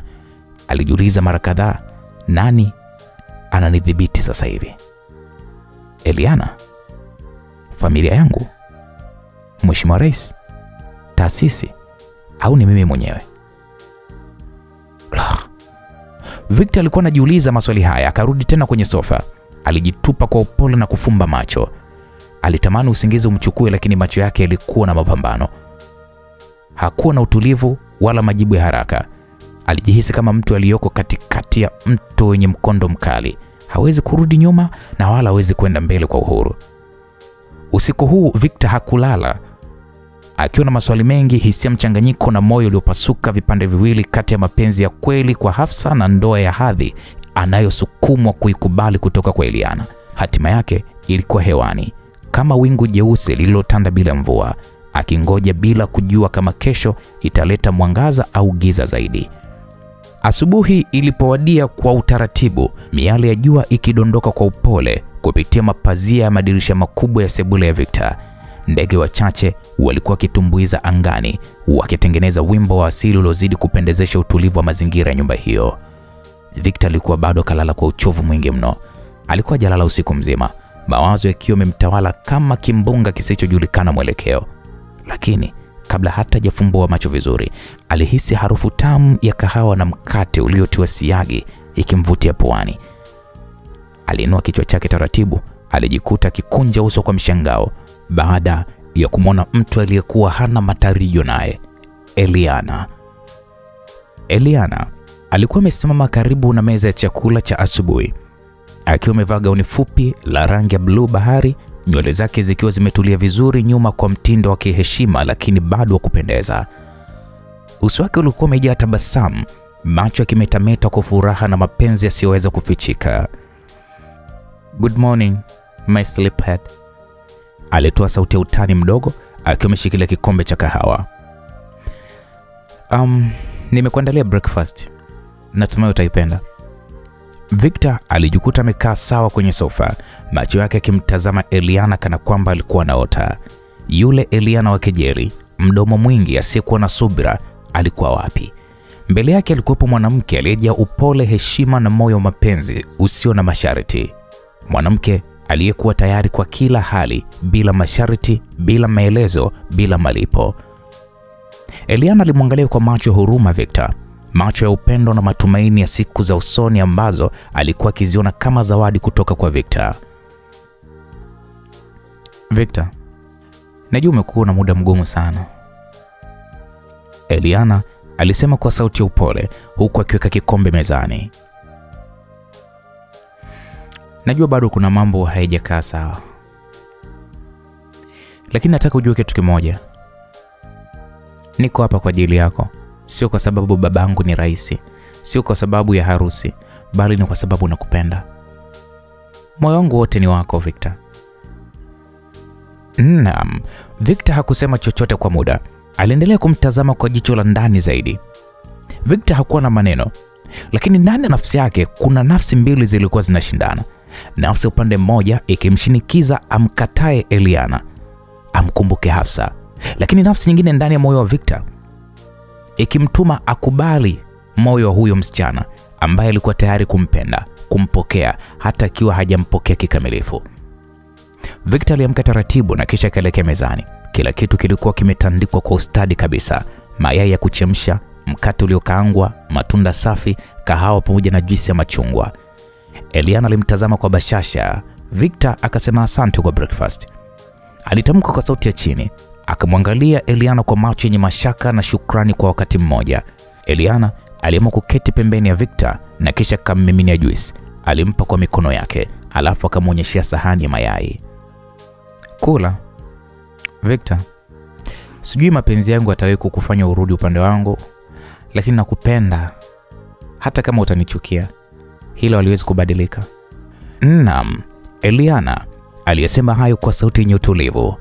Victor alishindwa kumwangalia moja kwa moja. Kichwani mwake alikuwa na maswali chungu nzima. Nini kinachomfanya mpende kiasi hiki? Hivi kweli hana ujanja wowote? Anawezaje kuwa na moyo kama huu?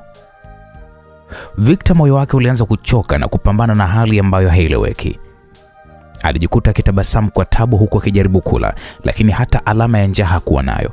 Si kwa sababu chakula hakikuwa kizuri, la hasha, bali ni kwa sababu akili yake haikuruhusu kula. Akili yake Victor ilikuwa na shughuli nyingi ya kuumiza kichwa juu ya mwanamke huyu aliyekuwa mbele yake. Eliana alimwangalia tena, sasa kwa upole zaidi. "Victor, najua unachanganyikiwa. Sawa tu. Sitakuuliza unanionaje. Sitakusukuma kufanya maamuzi. Ila leo hii unakula nami, unakunywa nami, na utajua kuwa kuna mtu hapa ambaye hawezi kuishi kama hujafurahi." Victor alinyamaza, aliweka uma chini akamtazama uso wa Eliana. Kwa mara nyingine tena Victor hakuwa na jibu, lakini kitu kimoja tu kilikuwa dhahiri, ni kwamba moyo wake ulianza kuyumba kwa mara ya kwanza, si kwa shaka wala lawama, bali kwa hisia mpya zisizoeleweka. Victor alipomaliza kunywa chai alisimama taratibu kutoka kwenye kiti cha chakula cha asubuhi. Alichukua koti lake la kazi lililokuwa limewekwa kwenye sofa ndogo jirani. Alikuwa tayari kuelekea ofisini kwake Ikulu, angalau kuendelea na baadhi ya kazi zilizokuwa zimembana kichwani. Lakini kabla hata hajavaa vizuri, Eliana aligeuka na kusema kwa sauti tulivu lakini yenye msisitizo, "Victor, hakuna haja kujisumbua kwenda kazini leo. Tayari nimezungumza na baba na amekupa likizo ya wiki 2 ili tujitayarishe vizuri kwenye sherehe ya kuvalishana pete. Hatutaki papara wala presha ya kazi ituharibie maandalizi yetu." Victor alisimama, mkono wake ukiwa bado umeshika koti. Alimgeukia Eliana kwa macho yaliyokuwa sasa yana hasira kabisa. Ilikuwa ni kama vile mtu aliyekabwa pumzi na hali asiyoitegemea. "Umezungumza na babako bila kunitaarifu? Uliniuliza kwanza kabla kuchukua hatua kama hiyo? Eliana, unajua mimi sio mtoto mdogo wa kulindwa kwa mikono miwili kila muda. Nina kazi, nina wajibu, nina maamuzi yangu. Eliana alitulia, akimtazama kwa macho ya upole, huku akicheka kidogo kama mtu aliyeshindwa kumwelewa mpenzi wake. Victor, mpenzi wangu, nilifanya hivyo kwa nia njema. Unahitaji kupumzika, unahitaji kujiandaa kisaikolojia na kimwili kwa tukio kubwa linalokuja. Nani angeweza kuamini kwamba mwanaume kama wewe, mkurugenzi mtendaji wa idara nyeti, atakuwa bwana harusi wa binti wa rais? Hii ni nafasi ya kipekee, ni historia Victor. Historia? Wewe unaongelea historia wakati mwanamke aliyekuwa nami siku 3 mpaka 5 zilizopita hajulikani yuko wapi, na bado hakuna hata dalili moja ya kupatikana kwake. Eliana, wewe unawaza kustarehe, unawaza vitenge, unawaza rangi za maua, sijui unawaza pete. Mimi nawaza maisha ya mtu. Hivi wewe unajua Hafsa yuko wapi? Umewahi hata kuniuliza nina hali gani toka siku hiyo? Victor alifoka, sauti yake kitetema kwa hisia kali. Eliana alinyamaza, lakini hakuwa mtu wa kukata tamaa. Alimsogelea Victor taratibu, uso wake ukiwa umebeba sura ya kutabasamu kwa upole wa mapenzi. Alimuinua uso wake kwa vidole vyake viwili, taratibu akasema kwa sauti ya kihisia kabisa. Victor mpenzi, mapenzi hayajui majira, hayajui muda sahihi. Najua uliumia, najua Hafsa alikuwa sehemu ya moyo wako, lakini hivi huoni jinsi gani moyo wako unavyofunga sura yake kila ninapokukumbatia? Au umesahau jana ofisini ulivyotikisika nilipokuwa nimekukumbatia kwa hasira zako, lakini ukajikuta unanibusu? Victor aliketi kwenye sofa kubwa, uso wake ukiwa umefunikwa na kiganja chake, na kisha akasema kwa hasira kukata tamaa. Kwa hiyo, kwa sababu baba yako ni rais, unajiona wewe una mamlaka ya kupanga kila kitu juu ya maisha yangu, si ndio? Unamwambia baba yako anipe likizo bila ridhaa yangu? Yaani unanichagulia siku ya sherehe, unanichagulia ukumbi. Sasa wewe kunakoelekea utaanza hata kuniambia kwamba ni saa ngapi nilale, ni saa ngapi niamke. Haya, na mwisho wa siku utaniambia mimi ndo nikubebee mimba sasa. Sema ndio hivyo sasa, maki kila kitu ndo unanipangia. Hayo ndio mambo ambayo mimi nilikuwa siyataki Eliana. Sitaki maisha kupangiwa, kuamriwa. Eliana mimi. Wakati Victor anaongea hayo, Eliana alimsogelea polepole, alipiga magoti mbele yake, akaweka mikono yake kwenye mapaja ya Victor, macho yakimtazama moja kwa moja kwa utulivu na mvuto wa ajabu. Victor, sitaki kuwa mnyanyasaji wa moyo wako. Sitaki kuwa mtu anayekuchagulia namna ya kuishi. Ninachotaka ni tuishi tu pamoja, tufurahi pamoja. Kama kuna jambo linalokukera niambie. Kama kuna hatua umeona nimeipitiliza, nisamee, lakini tafadhali usinikatae. Najua siwezi kuchukua nafasi ya Hafsa moyoni mwako, lakini naweza kuijenga nafasi yangu mimi mwenyewe moyoni mwako. Kabla Victor hajajibu, Eliana alianza kupandisha mikono yake kwa upole, akimpapasa mgongoni na kisha akampulizia hewa shingoni kwa mapenzi ya kimahaba. Alimbusu taratibu kwenye bega lake la kushoto na kisha akamsemesha kwa sauti ya kukoleza hisia. Victor, nakuahidi sitaliacha penzi lako liumie peke yake. Victor, nitakuwa na wewe hata kwenye giza, hata kwenye ukimya wa hasira zako. Ukinitenga nitakurudia, ukinipiga nitakukumbatia, kwa sababu moyo wangu hauna njia nyingine zaidi ya wewe tu Victor. Victor alijikuta kitikisika, mwili wake ukijaa msisimko usioelezeka. Ilikuwa ni hisia mpya kwake. Hakuwahi kupata msisimko kama huo kutoka kwa Hafsa. Hali aliyoihisi muda huo ilimchanganya, ni kama mapenzi ya kulazimisha lakini yenye uchungu mtamu unaochoma moyo. Aliendelea kukaa kimya huku Eliana akiwa amejiegemeza kwenye kifua chake, mikono yake ikimkumbatia kwa upole. Hapakuwa na maneno ya kutosha kuelezea kile kilichokuwa kikitokea. Ni kweli Victor hakupenda jinsi maisha yake yalivyogeuzwa kuwa ratiba ya mtu mwingine, lakini Victor alikuwa akianza kutambua kitu kingine muhimu zaidi. Upendo wa mwanamke unaweza kuwa ni sumu, lakini pia unaweza kuwa ni tiba vile vile. Alisukuma pumzi ndefu, macho yake yakitoa juu ya Eliana ambaye bado alikuwa amemkumbatia kwa upole kwenye kifua chake kama mtoto aliyejikatia usingizi kwenye mapenzi.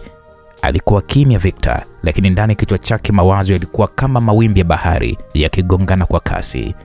Moyo wake ulianza kubabaika kwa msisimko ule aliyokuwa ameupata kutoka kwa Eliana. Lakini upande mwingine wa akili yake Victor ulimkumbusha kwamba bado hajui hatima ya Hafsa na bado hajawahi kumtazama Eliana kama mke wa kweli, bali kama sehemu ya mpango wa kisiasa wa familia ya rais. Victor alimtazama Eliana kwa muda na kisha aliweka mikono yake mabegani mwake, akamuinua polepole kutoka kwenye kifua chake. Hebu simama Eliana. Kama nikiendelea kukaa hapa, kuna vitu vinaweza vikatokea ambavyo hatupaswi kuweza kuruhusu vitokee sasa hivi. Eliana alimtazama kwa mshangao na kisha akatabasamu taratibu. Victor, unahofia kwamba utanizoea sana? Alitania hivyo Eliana. Victor hakujibu, aligeuka na kisha akachukua funguo za gari lake. Twende tukachague huo ukumbi unaosema, kabla sijaweza kubadilisha mawazo kabisa. Wow. Eliana alicheka kwa furaha kama mtoto aliyeshinda draw ya pipi. Asante mume wangu.